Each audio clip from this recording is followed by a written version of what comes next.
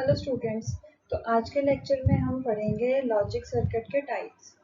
तो let's study. तो सबसे पहले पढ़ते हैं digital logic circuits. Digital logic circuit हमने कई बार पढ़ा है कि ये डिजिटल सिस्टम का फाउंडेशनल कंपोनेंट है। मतलब कि ये लॉजिकल ऑपरेशन को परफॉर्म करने के लिए डिज़ाइन किए जाते हैं। लॉजिकल ऑपरेशंस जिनमें कि हम बाइनरी वैल्यूज़ को यूज़ करते हैं जो कि 0 एंड 1 होती हैं। इन सर्किट को अलग अलग लॉजिक गेट्स को यूज करके बनाया जाता है। कौन से हमने लॉजिक गेट्स पढ़े हुए हैं? एंड, और, not, NAND, nor, XOR and x nor. तो ये गेट्स अगर किसी ने नहीं पढ़े हैं तो प्रीवियस लेक्चर में जाके पहले तो इन लॉजिक गेट्स को पढ़ो, क्योंकि ये लॉजिक गेट्स जो है बेसिक बिल्डिंग ब्लॉक है किसी भी लॉजिक सर्किट को बनाने के लिए। अब इन लॉजिक गेट्स में क्या होता है, बाइनरी इनपुट्स होती है, कोई स्पेसिफिक आउटपुट जो है हमारी बनती है, depends on the Boolean algebra. Her logic circuit का कोई ना कोई अलग फंक्शन होता है। किसी एक स्पेसिफिक फंक्शन को परफॉर्म करने के लिए हम डिजिटल लॉजिक सर्किट को बनाते हैं। डिजिटल लॉजिक सर्किट किस लिए यूज किए जाते हैं? डेटा रिप्रेजेंटेशन के लिए, मैनिपुलेशन के लिए, मॉडर्न कंप्यूटिंग सिस्टम की प्रोसेसिंग के लिए।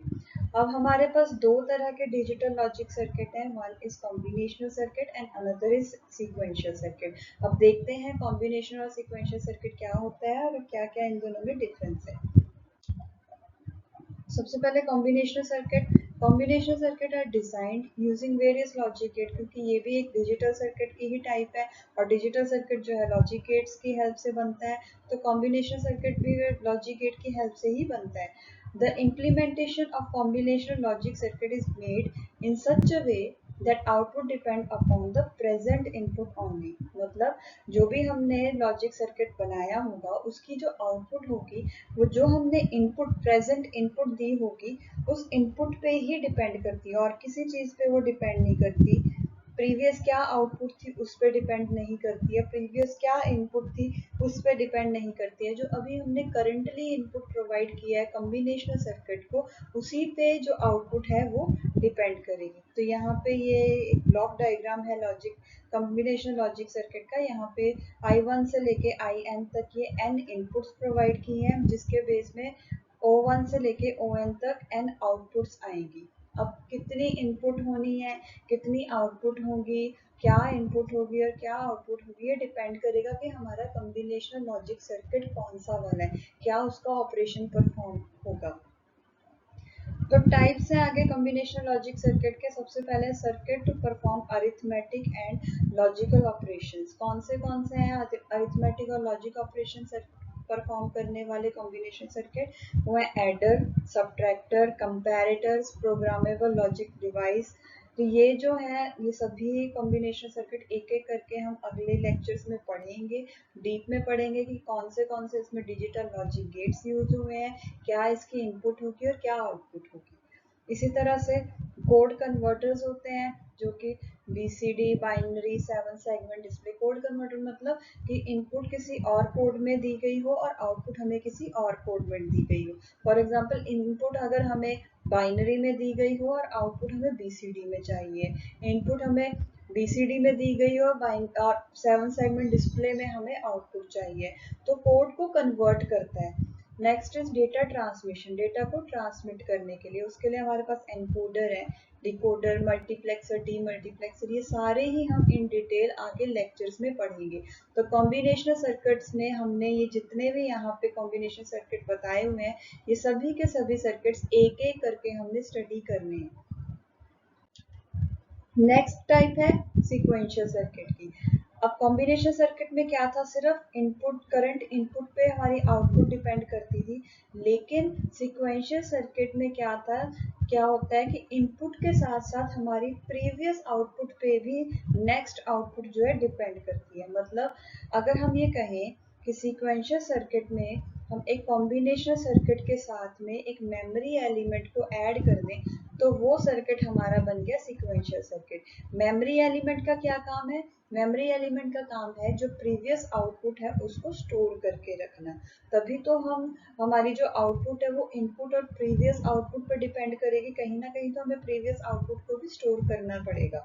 तो sequential circuit are designed in a way that their output depends upon both the present and past input। क्योंकि पास्ट इनपुट पे ही पास्ट आउटपुट डिपेंड करेगी, तो पास्ट आउटपुट के बेस पे हमारी नेक्स्ट आउटपुट डिपेंड करेगी। तो मेमोरी एलिमेंट की हमारी ज़रूरत पड़ती है ताकि हम पास्ट हिस्ट्री को स्टोर करके रख सकें, सर्किट ऑपरेशन की पास्ट हिस्ट्री को स्टोर करें। तो यहाँ पे अगर हम ब्लॉक डायग्राम देखें तो ये हमारा कॉम्बिनेशनल सर्किट है, इसमें ये इनपुट है, यहाँ पे ये आउटपुट है और एक मेमोरी एलिमेंट है। मतलब जो भी हमने इनपुट दी, प्रीवियस जो आउटपुट थी वो हमने मेमोरी एलिमेंट में स्टोर की थी, और इस मेमोरी एलिमेंट को भी हम कॉम्बिनेशन सर्किट के लिए एज एन इनपुट काम कर रहे हैं। दिस इज नॉट, ये जो कॉम्बिनेशनल सर्किट और मेमोरी एलिमेंट इन दोनों को मिला के ये जो पूरा सर्किट बना है, ये जो पूरा सर्किट है, ये यहाँ पे ये पूरा सर्किट जो है वो सीक्वेंशियल सर्किट है। यहाँ पे कंफ्यूज मत हो जाना कि यहाँ पे इन्होंने कॉम्बिनेशनल सर्किट लिखा हुआ है। कॉम्बिनेशनल सर्किट और मेमोरी एलिमेंट इन दोनों को कंबाइन करके हमने ये जो बनाया है, अब ये वाला बनेगा हमारा सीक्वेंशियल सर्किट। Sequential circuit. अब जिस तरह से हमने कॉम्बिनेशन सर्किट के टाइप्स पढ़ी थी, उसी तरह से सीक्वेंशियल सर्किट के भी टाइप हैं। सीक्वेंशियल सर्किट के कौन से टाइप्स हैं? एसिंक्रोनस सीक्वेंशियल सर्किट और सिंक्रोनस सीक्वेंशियल सर्किट। अब एसिंक्रोनस मतलब सिंक्रोनाइजेशन नहीं है जो सीक्वेंशियल सर्किट्स हैं उनके अलग अलग कंपोनेंट्स के बीच में। तो here we do not use clock signal, किसी क्लॉक सिग्नल की जरूरत नहीं पड़ती है क्योंकि हमें सिंक्रोनस करना है, सिंक्रोनाइज ही नहीं करना है। Instead the circuit is driven by the pulses of input signal. बस जैसे जैसे इनपुट देते जाते हैं उस पल्स में ही आउटपुट जो है वो बनती जाती है। Whereas सिंक्रोनस सीक्वेंशियल सर्किट में क्या होता है कि जो भी आउटपुट है वो सिंक्रोनस फॉर्म में आती है। मतलब digital circuit in which change in the state of memory element is synchronized by the clock signal। मतलब क्लॉक सिग्नल, यहाँ पे एसिंक्रोनस में कोई क्लॉक सिग्नल नहीं होता है, लेकिन सिंक्रोनस में क्लॉक सिग्नल होता है क्योंकि हमें सिंक्रोनाइज करना है आउटपुट को। तो ये है हमारा सीक्वेंशियल सर्किट। सीक्वेंशियल सर्किट में भी आगे जो जो सीक्वेंशियल सर्किट्स आएंगे हमने उन सभी सर्किट्स को इन डीप में पढ़ना है। अब डिजिटल सर्किट के एडवांटेजेस क्या है? First of all high accuracy and programmability है। Storage of digital data easy है, इजीली हम डिजिटल डेटा को स्टोर कर सकते हैं। इम्यून टू नॉइस, नॉइस नहीं होती है क्योंकि डिजिटल है डेटा, डिजिटल सिग्नल तो ऑलवेज इम्यून टू नॉइस होता है as compare to analog signal. Can be implemented in the form of integrated circuit, ICs बना सकते हैं हम डिजिटल सर्किट से। ग्रेटर रिलायबिलिटी एंड फ्लेक्सिबिलिटी है इसमें। कुछ डिसएडवांटेज भी हैं। डिसएडवांटेज क्या? एक्सपेंसिव है क्योंकि लॉजिक गेट्स बनेंगे। Operate on digital signal only, हम ऐसे नहीं कर सकते हैं सेम सर्किट को हम एनालॉग सिग्नल के लिए भी यूज करें। कॉम्प्लेक्स सर्किटरी, कई बार हमारा बुलियन फंक्शन ऐसा बना होता है जिसके लिए सर्किट जो है काफी कॉम्प्लेक्स बन जाता है। तो ये कुछ डिसएडवांटेजेस हैं। तो ये अभी तक हमने पढ़े थे कि हमारे डिजिटल लॉजिक सर्किट्स क्या होते हैं, टाइप्स क्या होते हैं। अब आगे हम जो जो हमने टाइप्स पढ़े हैं कॉम्बिनेशनल से स्टार्ट करेंगे। कॉम्बिनेशनल सर्किट्स के अंदर जितने भी डिजिटल सर्किट्स आते हैं, जो भी टाइप्स हैं, एक एक करके हम नेक्स्ट लेक्चर में कवर करेंगे।